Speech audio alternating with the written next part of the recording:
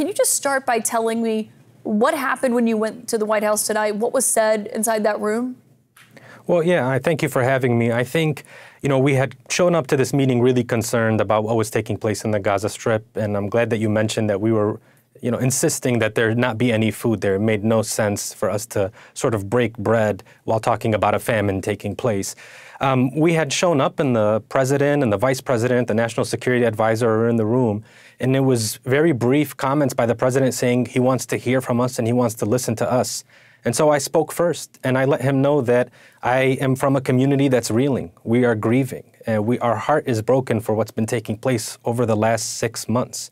And that the rhetoric that has been coming out of the Biden administration, that's been coming out of the White House, it's frustrated a lot of people, especially people who are Palestinian Americans, Muslim Americans, Arab Americans. We are not satisfied with what has taken place. There has been no concrete steps. But keep in mind, we're very concerned about the people that are over in the Gaza Strip, that are in Palestine right now, who are not just starving, but are facing the threat of a looming Rafah invasion.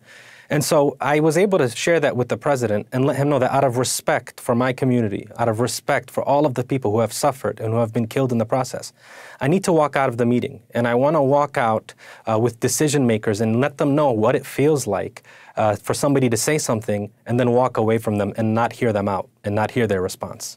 Wow. I mean, how did President Biden respond to that? There wasn't a lot of response. He actually said that he understood.